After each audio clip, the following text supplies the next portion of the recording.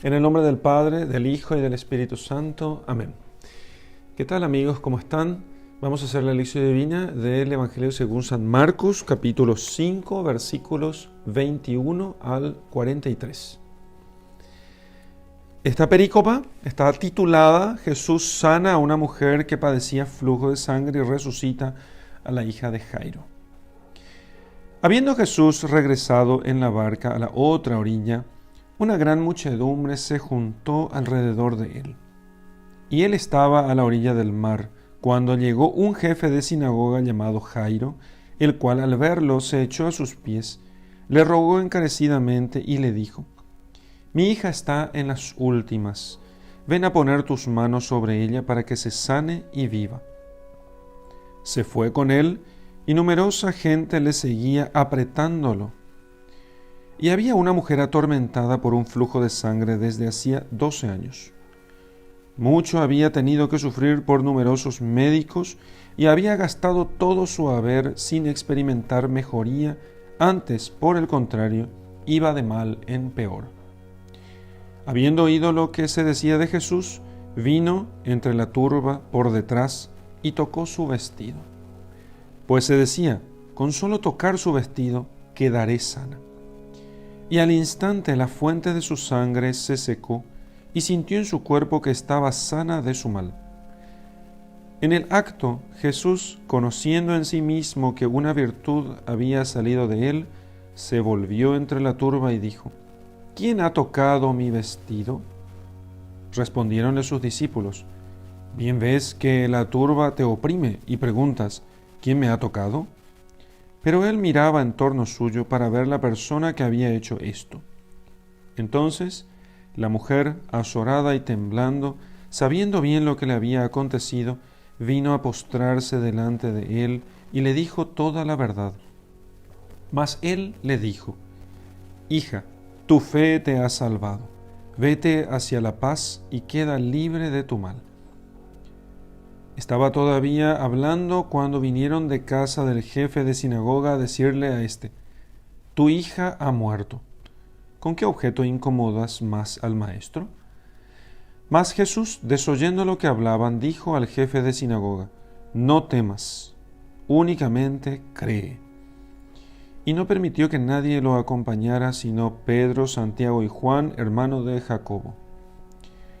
Cuando hubieron llegado a la casa del jefe de sinagoga, vio el tumulto y a los que estaban llorando y daban grandes alaridos. Entró y les dijo: «¿Por qué este tumulto y estas lamentaciones? La niña no ha muerto, sino que duerme». Y se burlaban de él. Hizo entonces salir a todos, tomó consigo al padre de la niña y a la madre y a los que lo acompañaban, y entró donde estaba la niña. Tomó la mano de la niña y le dijo: «Talita cum», que se traduce: «Niñita, yo te lo mando, levántate». Y al instante la niña se levantó y se puso a caminar, pues era de 12 años. Y al punto quedaron todos poseídos de gran estupor.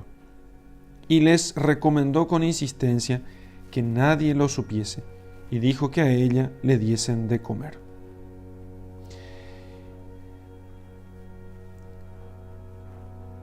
Muy bien, entonces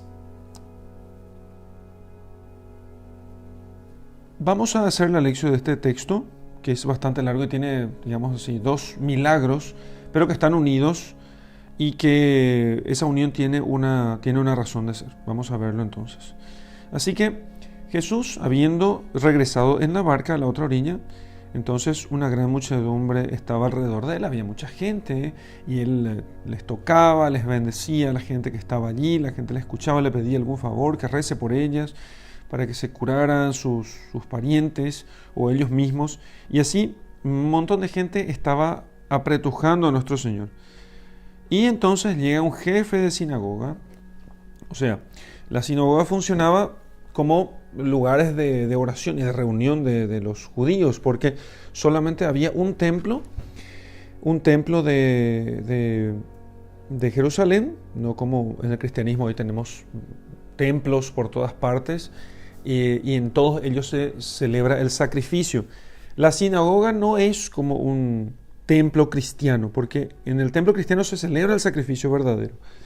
Entonces, sin embargo, la sinagoga era como un oratorio, digamos, un pequeño oratorio donde se predica, se reza, pero no se celebra el sacrificio, ¿sí? Entonces no se celebra la misa, digamos así.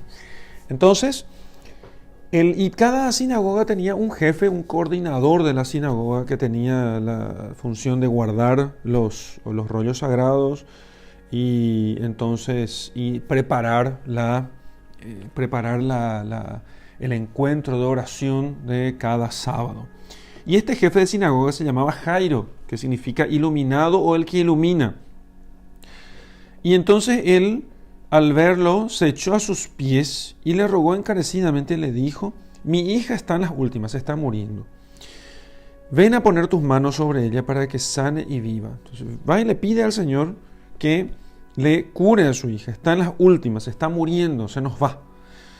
Se nos va. Entonces se fue con él y numerosa gente lo seguía apretándolo. Entonces, ¿qué hace el Señor? Deja todas las otras urgencias y va a esta que es más urgente, ¿sí?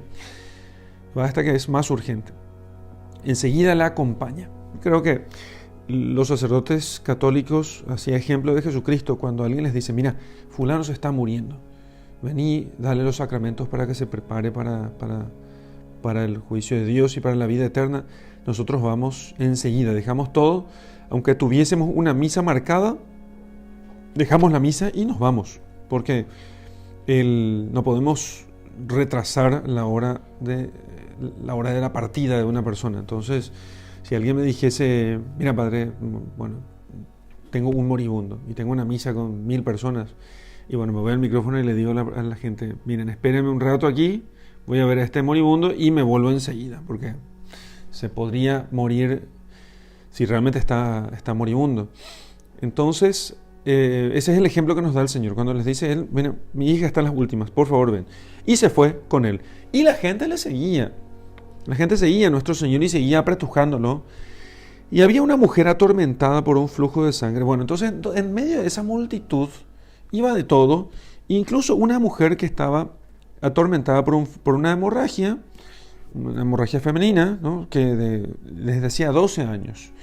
No voy a entrar aquí a decir que el nombre de la enfermedad, pero a veces algunas mujeres pueden sufrir esos flujos continuos de sangre, y entonces, claro, eso les debilita, tiene un montón de consecuencias negativas, y venía ella sufriendo eso. Una mujer atormentada por un flujo de sangre, una enfermedad de las que hoy podemos conocer en los hospitales y centros médicos. Ahora, mucho ya había tenido que sufrir ella por numerosos médicos, había gastado toda su riqueza, o sea, todo su dinero, no experimentó mejoría. Imagínense ustedes, si ya hoy a veces es difícil curar ese tipo de enfermedades, imagínense ustedes hace 2000 años, la medicina ha progresado mucho en los últimos 50 o 100 años, pero antes la medicina no tenía toda la tecnología que tiene hoy. Y hace 2000 años más todavía. Los médicos hacían lo que podían según sus conocimientos, que no eran pocos, pero había muchas enfermedades que hoy son perfectamente curables, que en ese momento eran incurables. Así que esta mujer estaba atormentada por ese flujo de sangre 12 años, enfermedad crónica. Las enfermedades crónicas, saben ustedes que son de difícil curación. Quiero solamente ir contextualizando este tema, por eso ahondo en el detalle. Mucho había tenido que sufrir por numerosos médicos, había gastado todo su dinero y no experimentó mejoría. O sea, puso su confianza en la técnica del mundo, ¿sí? Que no es técnica mala, por eso cuando hablamos del mundo no necesariamente decimos que está mal. Aunque sí hay un uso del término mundo como malo, pero también las flores son del mundo y son cosas bellas. Una casa es una cosa del mundo, una casa, un jardín, qué sé yo, un monumento es una cosa del mundo, no porque sea malo, sino porque es de este mundo, ¿sí? De este mundo. Entonces, ella ha puesto toda su esperanza en en la ciencia del mundo, ¿sí? En la técnica del mundo, y no había experimentado mejoría. Antes, por lo contrario, iba de mal en peor, o sea, iba empeorando. La cosa se iba profundizando en ella. Entonces, habiendo oído lo que se decía de Jesús, porque mucha gente hablaba de Jesús y decía, mira, allí hay un profeta, un hombre que sana a los enfermos y que tiene palabras muy bellas y que dice muchas cosas, mira, pero también cura a los enfermos. Vamos a verlo, ¿sí? Entonces, habiendo oído lo que se decía de Jesús, vino entre la multitud por detrás y tocó su vestido. Tocó el vestido del Señor. O sea, fue lo último que pudo hacer, ¿sí? Extendió la mano, no podía, hasta procuró acercarse lo máximo que pudo, y entonces metió la mano en medio de la multitud. Ni siquiera habló con Jesús. O sea, no es que se acercó para decir, Jesús, sáname. Solamente dijo, se decía, con solo tocar sus vestidos quedaré sana. ¿Qué es lo que pensó esta mujer? Que si este hombre viene de Dios, si este hombre es lo que la gente dice que él es, y si Dios está sanando a la gente, entonces no hace falta que yo me acerque y hable con él directamente. Basta que algo que sea parte de él, con tocar sus vestidos, yo quedaré sana, dice ella. Con sus vestidos, no es con sus palabras, no es con que me ponga las manos encima, ¿sí? O sea, no es con que me imponga las manos, solamente con sus vestidos. Con que yo roce su ropa, ya está. Con solo tocar su ropa, quedaré sana. O sea, así era la fe de esta mujer, ¿sí? Sabiendo que Dios puede obrar a través de lo que quiera, ¿sí? Entonces confía ella en Dios. No podemos nosotros aquí equivocarnos y pensar que ella es supersticiosa, ¿sí? Ella cree en Dios, confía en Dios y piensa que Dios tiene poder para obrar a través de esto, a través de las ropas de nuestro Señor. Y al instante, entonces, haciendo eso, al instante la fuente de su sangre se secó y sintió en su cuerpo que estaba sana de su mal. Ya estoy bien. Me quedé curada completamente. Entonces, ella probablemente después de tocar al Señor, que sintió inmediatamente que todo aquello había pasado, y mientras la gente continuaba caminando con el Señor, entonces ella queda estupefacta y asombrada porque aquello había cambiado completamente. Y entonces, pero Jesús, conociendo en sí mismo que una fuerza había salido de él, una virtud, una energía, una fuerza había salido de él, se volvió entre la turba y dijo, ¿quién me ha tocado mi ropa? ¿Qué hace el Señor? Ellos estaban yendo con Jairo, y entonces van con Jairo, va toda la multitud con él, le toca a la mujer, queda ella asombrada por lo que pasa. Entonces el Señor se da la vuelta y dice, ¿quién tocó mi ropa? ¿Quién tocó mi ropa? Entonces los discípulos le dicen, espera un poquito, todo el mundo te está tocando, ¿sí? O sea, todos te están apretujando aquí, ¿sí? Bien ves que la turba te oprime y preguntas, ¿cómo que quién me ha tocado? Todo el mundo te está tocando, ¿verdad? O sea, todo el mundo, sí, pero no todos me han tocado con esa mujer. Porque esa mujer me tocó con fe. Esa mujer me tocó creyendo que yo soy capaz de poder curarle. Creyendo que en mí va a encontrar su salvación. Creyendo que en mí va a encontrar la curación de su enfermedad. Esa mujer me tocó diferente. Ese es el tema, esa es la gran diferencia, porque todo el mundo le estaba tocando y apretujando porque estaban ahí al lado de él, pero esa mujer le tocó con una fe que los otros no tenían. Una cosa que es sorprendente, me parece que es sorprendente, es cómo que había gente alrededor de Jesús que no le tocaba como la mujer le tocaba. Todo el mundo tenía un montón de necesidades, pero solamente ella le tocó creyendo diferente que los demás, porque aquella gente de algún modo pensaba que Jesús podía solucionar sus problemas también. Por eso estaban alrededor de él, no estaban allí. O sea, ¿por qué estarían allí si no fuera por eso? Entonces todos ellos creían de algún modo en Jesús, pero no como aquella mujer, ¿sí? Entonces, esa es la gran diferencia, digamos así, entre los que están alrededor de Jesús y lo tocan, y aquella única mujer que lo toca esperando y confiando completamente en el Señor, poniendo completamente su fe en Él. Poniendo completamente su fe en Él. Y entonces sale una fuerza de Él, ¿sí? Por supuesto, no es una cosa, hay que decir, no es que esto fue en contra de la voluntad del Señor. No fue en contra de la voluntad de Él. Fue según su voluntad. No fue sin su conocimiento y sin su consentimiento. Fue con su consentimiento. Porque aunque humanamente Jesús iba caminando y mirando para adelante, con su divinidad Él tenía conocimiento de todas las cosas. Y entonces Él quiso curar a aquella mujer para mostrar aquí justamente su fe. Y para animar, y ahí está la cuestión, lo hizo para animar a Jairo, porque acto seguido le avisarían que su hija estaba muerta. Entonces, él miraba en torno suyo para ver la persona que había hecho esto. ¿Quién me ha tocado? ¿Quién me ha tocado? A ver, que diga aquí, ¿quién me tocó? Nadie dijo, yo te estaba tocando porque yo estaba cerca. No, alguien le tocó de forma especial. Evidentemente no se estaba refiriendo a eso. Entonces la mujer, azorada y temblando, sabiendo bien lo que le había acontecido, se postró delante de él y le dijo toda la verdad.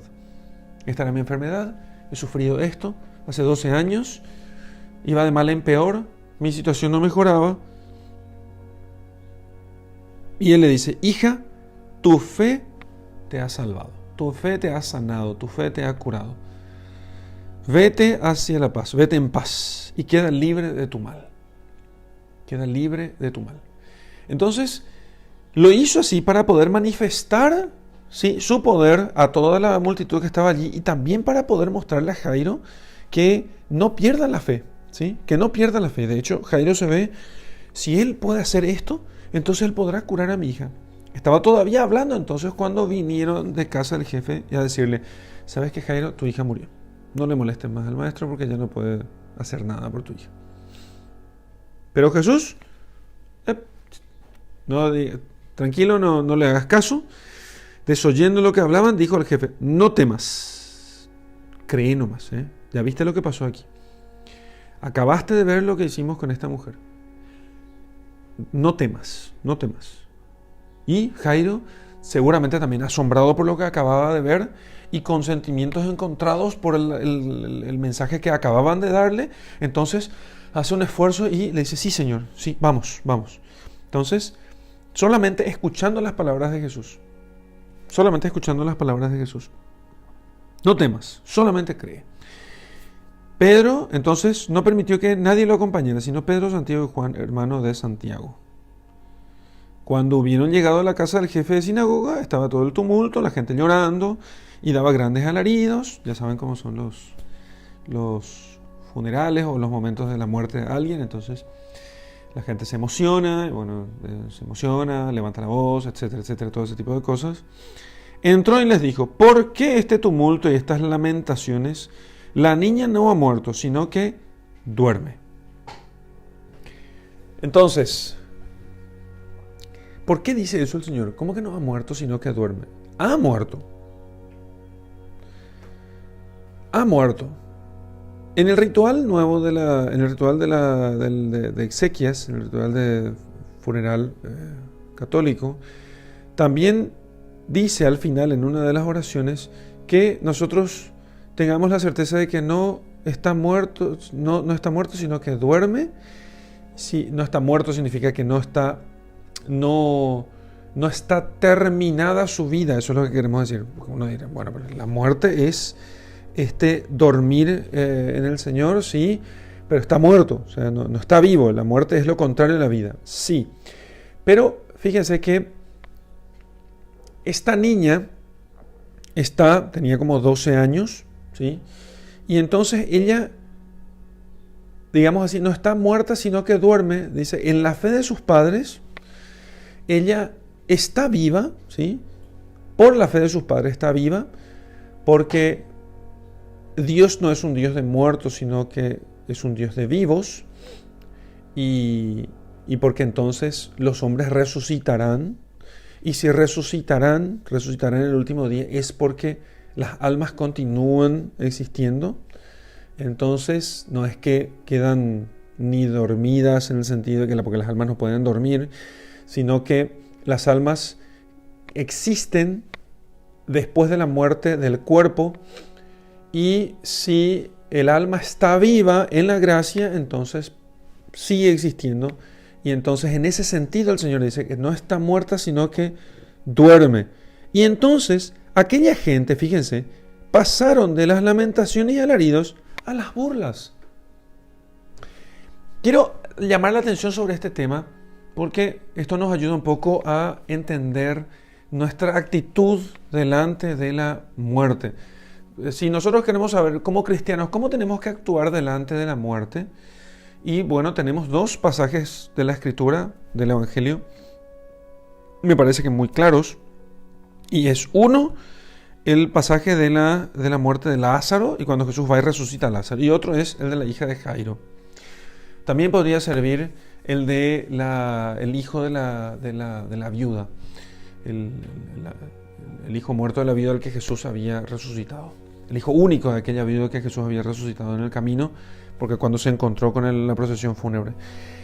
Entonces, la actitud es esta, no se trata de no llorar, porque Jesús llora en el funeral, llora por su amigo muerto, aunque después lo resucita, sino que esa actitud a veces como entre cínica y egoísta, ¿sí? Más cargada de amor propio que de amor por el difunto, donde la gente se deshace en lágrimas y en alaridos exagerados, casi exentos de fe, porque es como si fuese que, más bien, a veces uno piensa, lloran más por sí mismos que por el difunto, ¿sí? Lloran por sí mismos más que por el difunto, porque ellos ya no van a tener la gracia de poder, no van a tener la alegría de tener su presencia, ¿sí? Y entonces se lamentan mucho por la pérdida que tiene de no tener ya su presencia. La muerte ciertamente es algo triste, no se puede evitar la tristeza de la muerte y no conviene tampoco, no se trata de estar alegres, no fue eso lo que nos enseñó el Señor.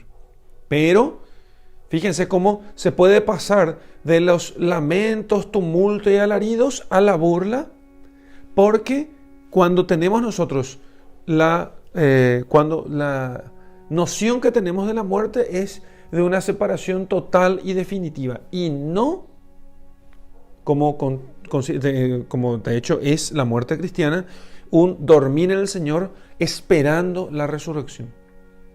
Un dormir en el Señor esperando la resurrección. Entonces, y se da este aparente contraste, y sin embargo son dos caras de la misma moneda. Son dos caras de la misma moneda, de falta de fe, de falta de visión sobrenatural, podríamos acotar más todavía, de falta de visión sobrenatural, de falta de visión sobrenatural sobre la muerte, que es lo que tienen estas personas. Primero lloran y después les dicen, no está muerta, sino que está dormida. Y entonces ellos, ¿qué hacen? Se burlan de él. No está dormida, Jesús. ¿Qué estás diciendo? Estás diciendo tonterías. Está muerta y se acabó, como los animales. Fin de la cuestión. Y infelices de nosotros que tenemos para los que la muerte nos quita todo lo que tenemos. No está muerta, está dormida. Y un día resucitará. Y como la prueba que va a dar de que un día resucitarán es que ahora la va a resucitar. La niña no ha muerto, sino que duerme. Y se burlaban de él. Hizo entonces salir a todos, tomó consigo al padre de la niña y de la madre, y a los que lo acompañaban, que eran los que tenían fe, porque habían acabado de ver el milagro de la mujer de la hemorroísa que había sido curada, en medio de la multitud, Pedro, Santiago y Juan, el padre, la niña y la madre, y entonces toma de la mano a la niña y le dice, Talita cum, niñita, yo te lo mando, levántate. Niñita, levántate. Y al instante la niña se levantó. Y se puso a caminar, pues era de 12 años. ¿sí? Claro, se levantó como si nada y se puso a caminar. Y entonces, probablemente los padres, azorados con aquello, se olvidaron de darle de comer porque quedaron ahí, la abrazaron y todos quedaron poseídos de gran estupor. Y les dice, bueno, denle de comer, ¿no? Está con hambre. Denle de comer que está con hambre. No se queden tan solamente espantados. Pero también denle el alimento. No se queden espantados solamente con esta maravilla. Hay que cumplan ustedes con su deber de alimentar a la niña. Muy bien. Entonces, hasta aquí tenemos nosotros la lección de este texto. Muy bien, vamos a meditar ahora acerca del texto que acabamos de leer en la lección. Vaya la redundancia, ¿no? Bueno, entonces, tenemos dos temas aquí. Ya vimos cuál es la conexión, ¿sí? La curación de la mujer hemorroísa la providencia ha querido allí, en ese momento, para poder elevar la fe o suscitar y fortalecer la fe de Jairo. Y entonces, ahora vamos y después tenemos el momento de la curación de Jairo. Creo que son dos cosas sencillas las que vamos a sacar en esta meditación. Lo primero quiero sacar dos cosas súper sencillas y prácticas. Lo que pasó con la mujer hemorroísa es lo que exactamente, fíjense que Jesucristo no tiene que emitir palabra, no dice nada, ni siquiera mira a la mujer. La mujer va en medio de la multitud, extiende la mano lo que pueda y ¡pum! Le da así de paso, toca la orla de su manto, ¿no? ¿Sí? El fleco nomás ya, de paso. Y eso le cura a ella, ¿sí? Eso es lo que pasa, o lo que sucede cuando nosotros tenemos en la religión cristiana, lo digo a propósito, por eso no digo la religión católica, digo en la religión cristiana, tenemos nosotros con las reliquias, medallas, escapularios, rosarios, etcétera. Todo eso, ¿sí? O sea, todo eso que tenemos nosotros es justamente lo que sucede con esto que pasa con nuestro Señor. Entonces, un protestante generalmente, por no entender las escrituras, va a decir que todas esas cosas son superstición, ¿sí? También sería superstición el caso de la mujer si es que por haber tocado algo y no que el Señor haya venido a producirle la curación. Entonces, una medalla, un rosario, una imagen, una imagen sagrada, todos son como orlas del manto del Señor, ¿sí? Todas son cosas que ha tocado el Señor. Y ustedes me dirán, ¿cómo que ha tocado el Señor? ¿Dónde las ha tocado? ¿Cómo son partes de su vestido? ¿Sí? Entonces, fíjense ustedes. Muy simple. ¿Cómo podemos decir que esa imagen, ese rosario, fíjense la deducción que voy a hacer, esa imagen, ese rosario, ese cuadro, esa estampa, ese escapulario, esa medalla, todas son partes del vestido del Señor? Bueno, ¿dónde está el Señor? El Señor dijo que va a estar con nosotros todos los días hasta el fin del mundo, ¿sí? Bien, entonces, Él tiene que hacer cosas que haya estado en contacto con el Señor. Bueno, entonces, ¿dónde está el Señor hoy con nosotros? Y bueno, hoy con nosotros está el Señor a través del sacramento del orden sagrado, o sea, a través del sacerdote, ¿sí? El sacerdote celebra los misterios sagrados en un lugar sagrado unido a su sacerdocio que se llama, ¿cómo se llama? Templo. Bueno, entonces el templo es el lugar donde el templo es donde se reúne el cuerpo de Cristo y donde se celebran los misterios sagrados, los misterios de la presencia de Cristo, con un sacerdote que hace las veces de Jesucristo porque ha recibido el orden sacerdotal y el ministerio sagrado. Entonces, él hace presente a Jesucristo, ¿sí? Entonces hace las veces de Jesucristo. Por supuesto que eso no significa que él no pueda pecar y equivocarse y compañía, ¿verdad? En cuanto hombre, pero cuando él celebra los misterios sagrados de los sacramentos, él hace las veces de Jesucristo. Bien, entonces allá le tenemos a Cristo presente. Eso significa que todas las cosas que sean tocadas por él, ¿sí? Entonces quedan bendecidas. Todas las cosas que sean tocadas por él quedan como las orlas del manto de Jesucristo, como las orlas de su manto, y entonces pueden tener la misma, digamos, conexión que tiene con que vimos nosotros aquí en el caso de la curación de la mujer hemorroísa. Esas cosas pueden tener la misma conexión. Entonces, ¿qué hacemos los cristianos? Cuando queremos tener algo sagrado en nuestras casas, una estampa, una Biblia,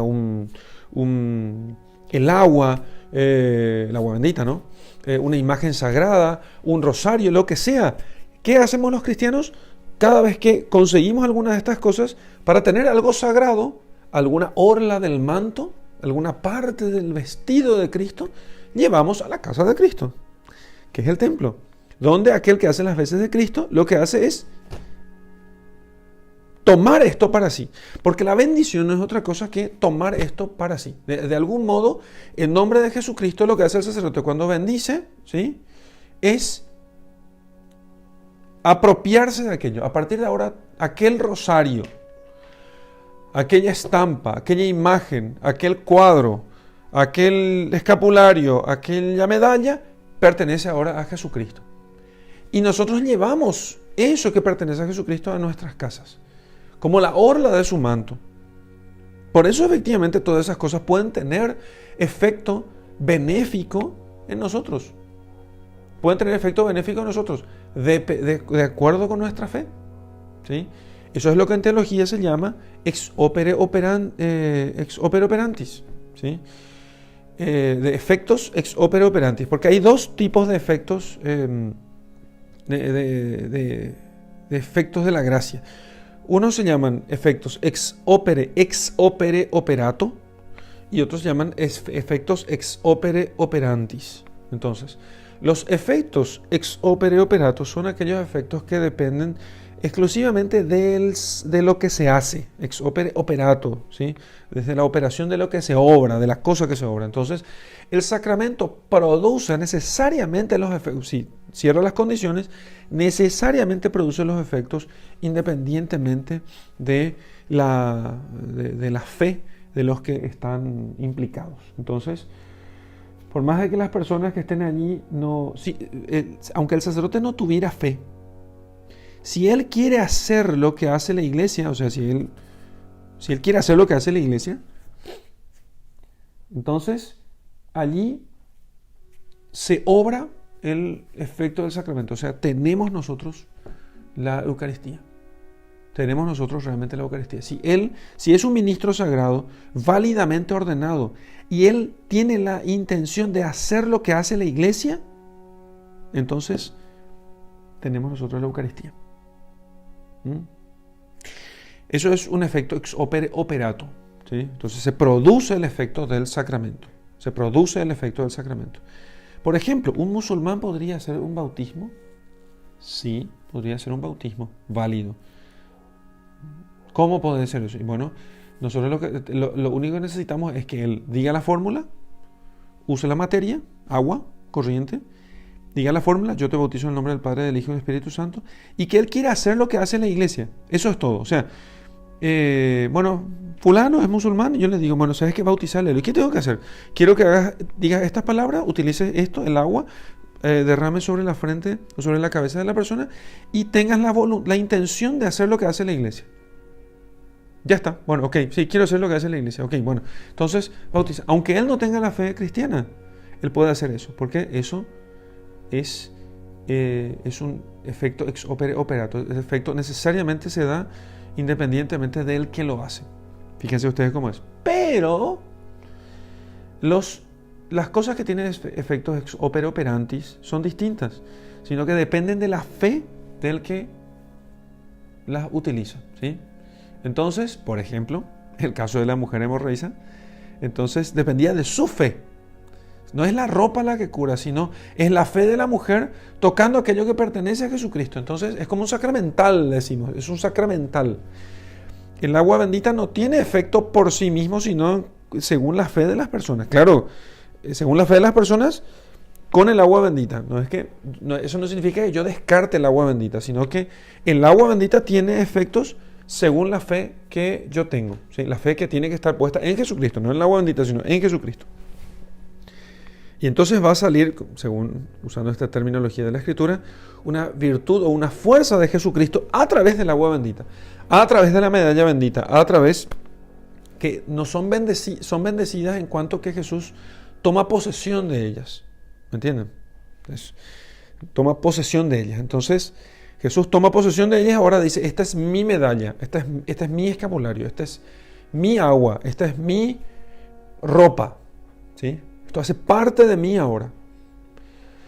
Y entonces puede salir de Cristo una virtud, una fuerza, que eso significa, en este sentido se usa el término virtud aquí, una fuerza de Jesucristo a través de aquello, a través de ese cuadro, a través de esa imagen, a través de lo que sea.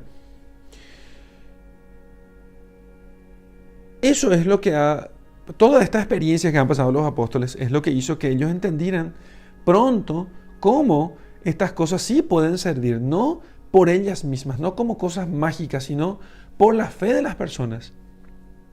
Por eso Jesucristo le dice, muy bien, tu fe te ha salvado. Por eso Él quiso decir, ¿quién me tocó? ¿Quién me tocó? Muy bien, tu fe te ha salvado. Otra oportunidad en la que pasó lo mismo, ¿sí? Puede que me olvide algunas otras oportunidades que haya pasado lo mismo, pero la que me viene ahora en mente es el caso del pañuelo de Pablo. Porque Pablo tenía un pañuelo que, no sé, alguien o le sacó el pañuelo a Pablo o Pablo se lo entregó a alguien y ponían el pañuelo de Pablo sobre las personas enfermas y entonces se curaban, como una reliquia, ¿no? Y Pedro curaba con su sombra. Con su sombra. O sea, ponían a los enfermos en el camino de Pedro y Pedro pasaba y con su sombra iba curando. ¿Sí?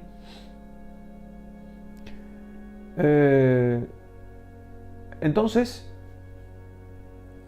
entre los protestantes generalmente lo que ellos hacen es desprecian todas estas cosas y entonces dicen que no, que bastaría la mano. Pero fíjense ustedes, ¿qué es la mano sino una extensión de nosotros simplemente? Una extensión de nuestro cuerpo con la cual nosotros tocamos a las personas. ¿Qué hay de diferente entre la mano y, digamos, el rosario? ¿Sí? Entre la mano y el rosario. ¿Qué hay de diferente entre la mano y el rosario? ¿Sí? Materialmente no hay nada, ninguna diferencia. Los científicos dirían que casi son las mismas moléculas, ¿no? Entonces, ¿qué diferencia hay entre una cosa y otra? Y sobre todo si la mano me pertenece a mí y el rosario me pertenece a mí, entonces a través de ello podría decir que es mi propiedad y hace parte de mí. Entonces, y si el que dice yo aquí es el mismo Hijo de Dios, entonces Él puede obrar a través de esto, ¿sí? Él puede ejercer los mismos efectos, Él puede efectuar lo mismo, la curación, dar la gracia a través de esto. Por eso es tan conveniente y es propio de los cristianos tener este tipo de cosas y nosotros inclusive se pueden citar por miles los testimonios y anécdotas o historias sobre esto. ¿Qué sé yo? Se cuenta de algunos santos que ahora no recuerdo que cuando querían conseguir alguna cosa, por ejemplo, conseguir la donación de un terreno, iban y sembraban una medallita en un lugar, una medalla de la Virgen, diciendo, bueno, Nuestra Señora, necesitamos este terreno para tal obra. Y una vez sembrada la medalla, después ellos conseguían que la persona les donara. ¿Entienden? Entonces, para conseguir aquella gracia, para hacer aquella obra buena, etcétera, lo que sea, ¿no? Imagínense ustedes. O sea, Dios realmente obra a través de esas cosas. No de forma mágica. ¿Qué significa de forma mágica? ¿Cuál es la diferencia entre una... ¿cuál es la diferencia entre un amuleto y una... ¿cuál es la diferencia entre un amuleto y una... y estas cosas, ¿sí? Las medallas, escapularios, lo que sea. ¿Cuál es la diferencia? La diferencia es que el amuleto a mí no me exige ningún compromiso de cambio de vida, ¿sí? Yo solamente intento con el amuleto dominar la materia, pero sin que eso realmente produzca en mí ningún cambio y sin que me exija ningún tipo de compromiso, ¿no? Sin que me exija conversión. Entonces, no crean que los amuletos no funcionan. Sí funcionan, pero ¿a qué precio es el tema? Entonces los amuletos funcionan los amuletos y pueden causar los efectos que se buscan, ganar dinero, conseguir el amor de alguna persona, ¿sí? Inclusive conseguir la salud del cuerpo, pero ¿a qué precio? ¿Sí? Y no me exigen a mí la conversión. Yo solamente tengo dominio sobre la materia con esas cosas.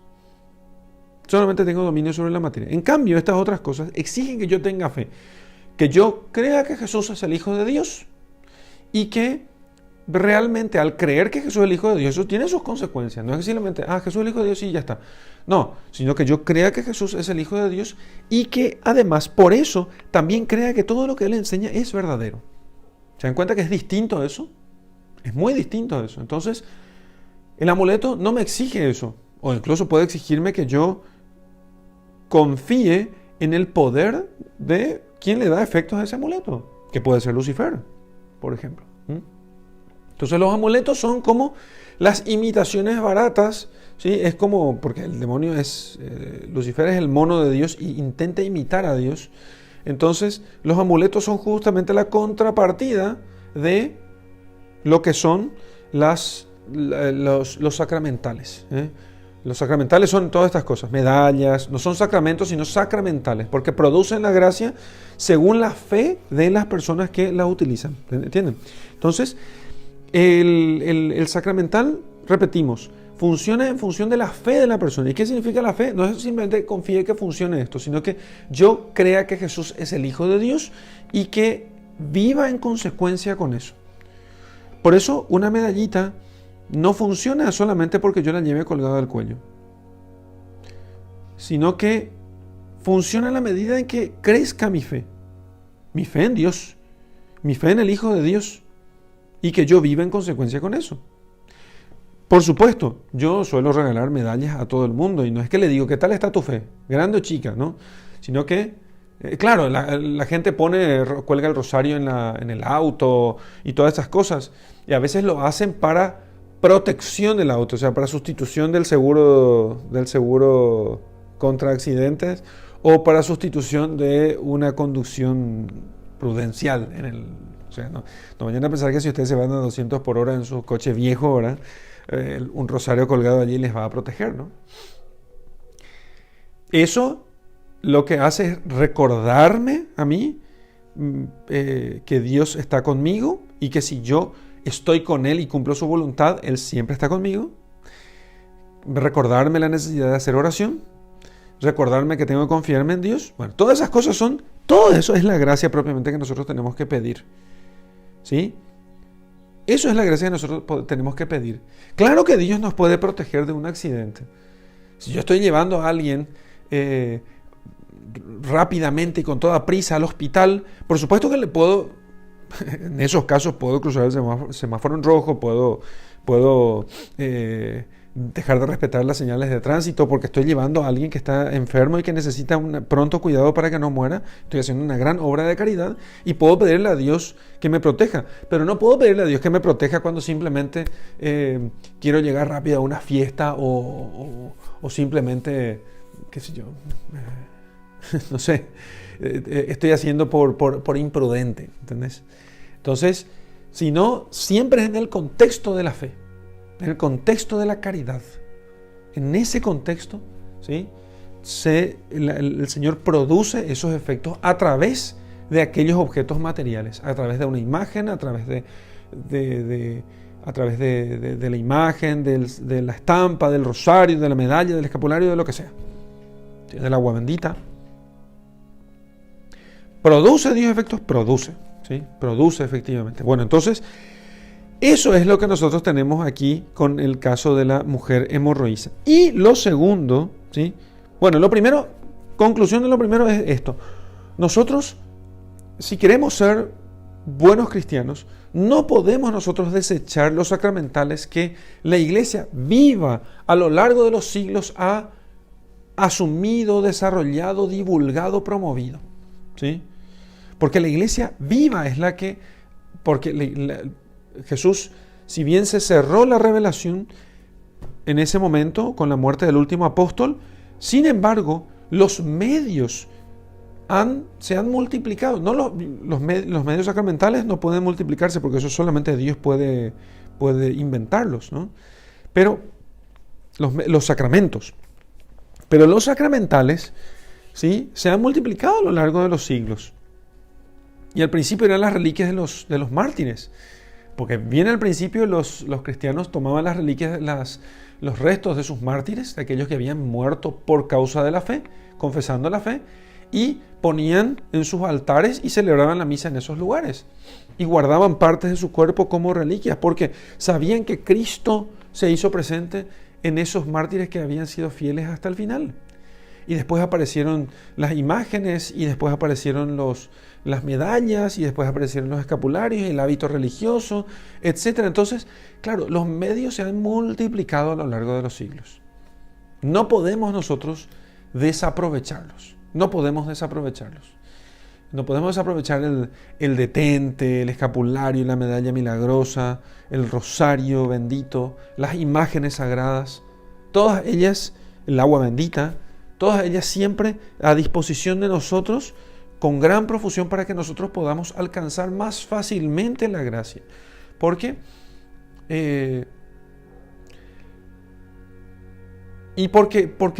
aunque no podamos acercarnos a Jesucristo, digamos así, siempre es como una extensión de Jesucristo. Jesucristo es generosísimo con nosotros. Es generosísimo con nosotros. Muy generoso. Y eso es motivo para darle gracias. Porque imagínense, los medios son incontables. Son incontables. Yo he citado solamente algunos, pero las devociones son incontables. Los santos con los cuales Cristo se hizo presente son incontables. Porque los santos son como la orla del manto de Cristo. Las personas santas son incontables. Y siempre en todas partes tenemos personas santas. Tenemos lugares santos. Tenemos cosas santas. Que son como la orla, el fleco del manto de Jesucristo. Y a los que podemos tocar para poder acercarnos a Él. Siempre Cristo se hace alcanzable para nosotros. Cristo siempre se hace alcanzable para nosotros. No podemos quejarnos de eso. No lo alcanza, no lo toca quien no extiende su mano. ¿Sí? Quien no extiende su mano. Por eso ahora me viene al recuerdo este cuadro de Da Vinci, creo que es Da Vinci, ¿no? La creación, ¿sí? Donde, no sé si es Da Vinci, puede que me equivoque, ¿no? El cuadro de la creación donde el Padre extiende su mano lo máximo posible, extiende su mano, y Adán está con el dedo doblado hacia abajo, ¿sí? Basta solamente que él extienda su dedo. Dicen que el cuadro original, ambos estaban extendidos.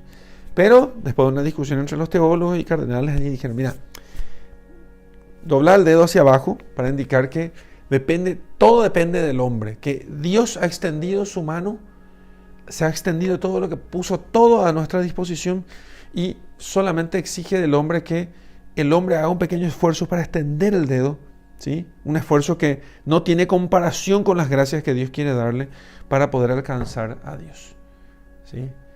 Realmente, comparado con las gracias que Dios quiere darnos, el esfuerzo que nosotros tenemos que hacer es muy poco, ¿sí?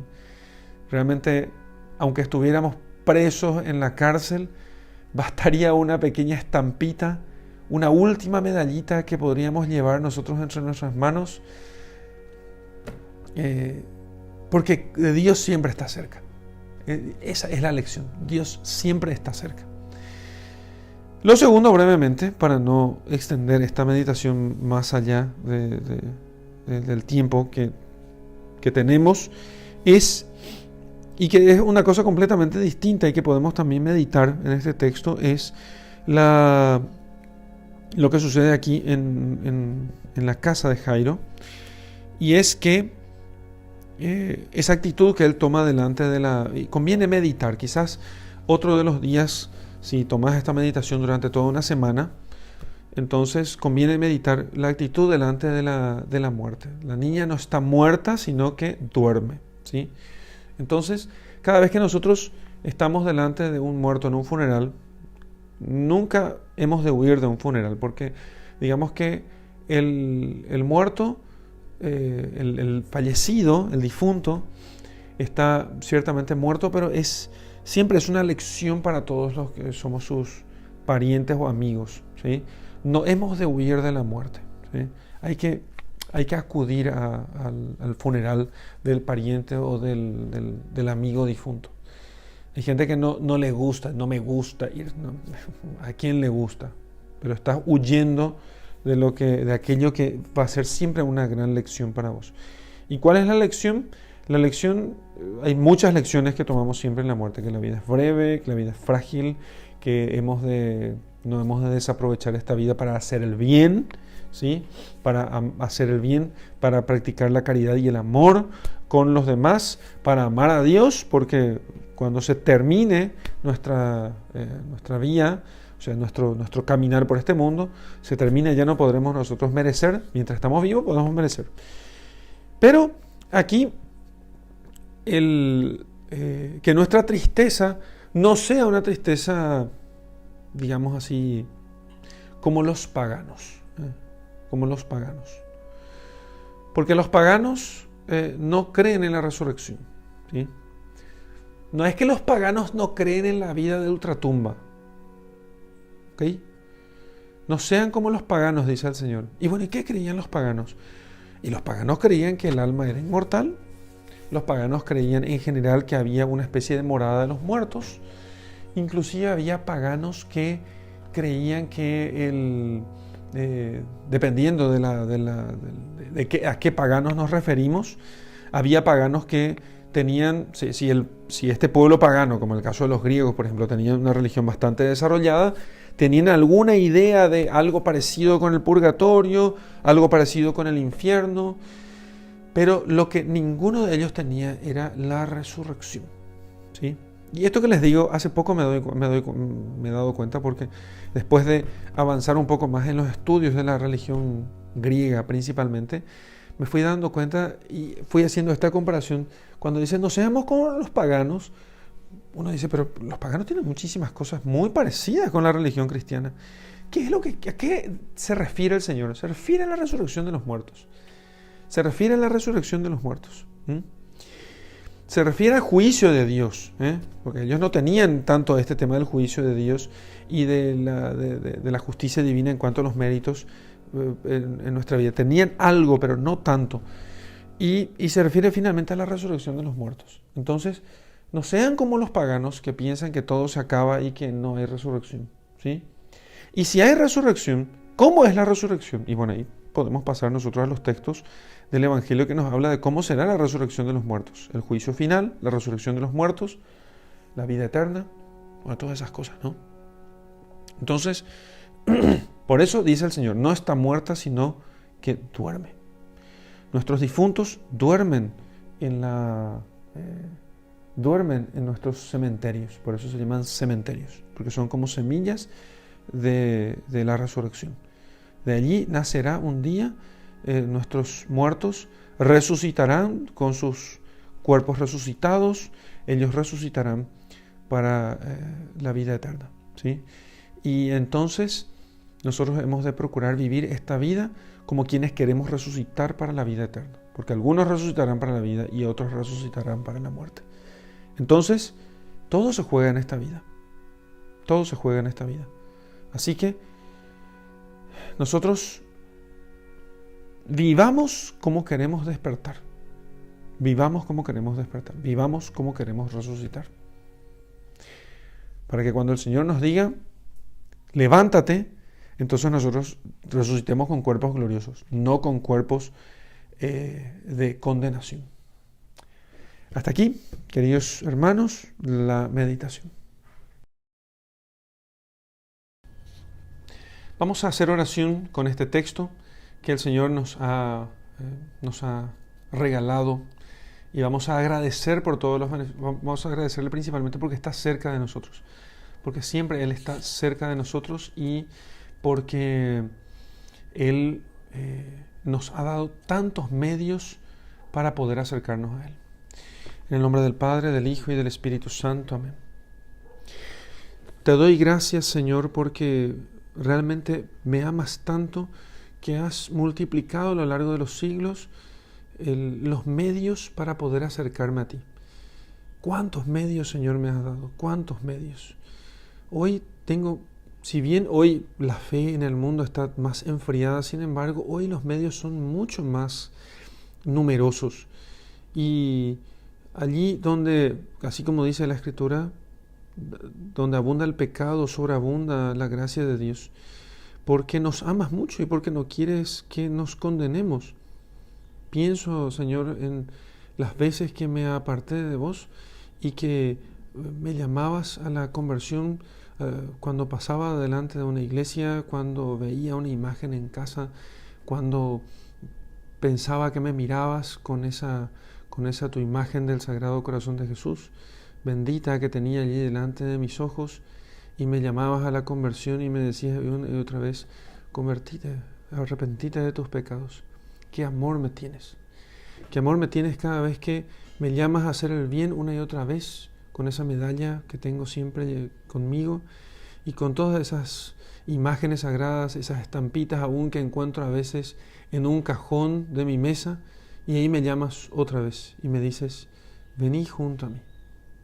Entonces, Señor, aumenta mi fe para que cada vez que yo mire esas imágenes, mire un cuadro tuyo o de tu Santísima Madre, mire una imagen de tus santos, mire una medalla, un crucifijo, de esos tantos que tengo tirado por la mesa o colgado en la pared, siempre te diga una palabra y te toque y diga, Señor, una palabra tuya bastará para sanarme. Con tocarte simplemente bastaría para sanarme. Y no lo hago por soberbio, no lo hago porque me parece que es una cosa piadosona de viejas, y qué razón tenían ellas, ¿no? ¿Qué razón tenían ellas? Tenían razón al hacerlo, al tocar y santiguarme. Simplemente lo que estoy haciendo es imitarle a la hemorroísa. Ojalá, Señor, pudiera besar cada medalla que tengo, cada imagen sagrada que tengo conmigo, cada estampa, cada cuadro, y así entonces puedas curar las heridas de mi alma, puedas curar esa pérdida de sangre debilitada que me debilita día a día, esa pérdida de energía que tengo con cada pecado. Porque ¿qué es el pecado sino como un desangrarse, no por tu gloria, sino un echar la sangre en tierra y pecar, perder las energías, perder las fuerzas? Sana mis heridas, Señor, sana esta hemorragia que tengo y dame fuerzas para poder servirte, Señor. Gloria al Padre y al Hijo y al Espíritu Santo, como era en el principio, ahora y siempre, y por los siglos de los siglos. Amén.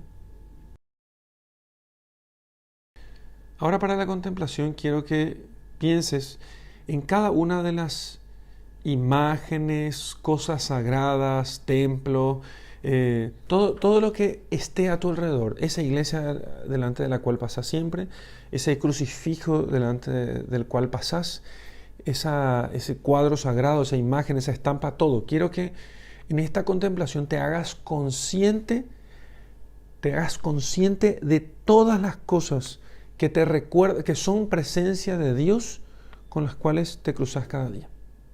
Y entonces, que te propongas tocar, aunque sea con la mirada, cada una de esas cosas, Pero quiero que primero las enlistes todas. O sea, que pienses, a ver, me voy a mi trabajo y paso por tal lugar. Ahí hay un crucifijo al que nunca le hago caso. Bueno, quiero que pienses en el que lo hagas una lista de esto. Una iglesia, un crucifijo, y veas cómo podés tocar. Algunas podrás tocar realmente directamente con tu mano, ¿sí? Pero otras podrás tocar solamente con la mirada. Una vez, quiero decir esta anécdota aquí en la contemplación, iba en ómnibus hacia algún lugar y paseábamos. Yo no tenía esta costumbre porque como tenía algunas creencias un poco protestantes y no conocía mucho las escrituras, entonces no tenía esas prácticas. Entonces pasábamos con el ómnibus delante de una iglesia, y cuando pasábamos delante de la iglesia, fue muy edificante esto, todos los que estaban delante de mí hicieron la señal de la cruz. Aquello quedó grabado en mi memoria y fue algo admirable para mí. Desde ese día, siempre que paso delante de una iglesia, hago la señal de la cruz. Todas esas personas tocaron el manto de Jesucristo ese día, y Jesús, según su fe, ha respondido a sus oraciones. Todos ellos tocaron el manto de Jesús haciendo la señal de la cruz, porque miraron y dijeron, bastaría con tocar su manto y entonces quedaré sano. Entonces, quiero que enlistes todo eso, incluso el cuadro que tengas colgado en tu casa con la imagen de la Virgen, de los santos o de nuestro Señor Jesucristo, y pienses cómo puedes tocarlo cada día. Si está Jesús ahí tan cerca, ¿por qué no tocarlo? Y te dejo con mi bendición. En el nombre del Padre, del Hijo y del Espíritu Santo. Amén.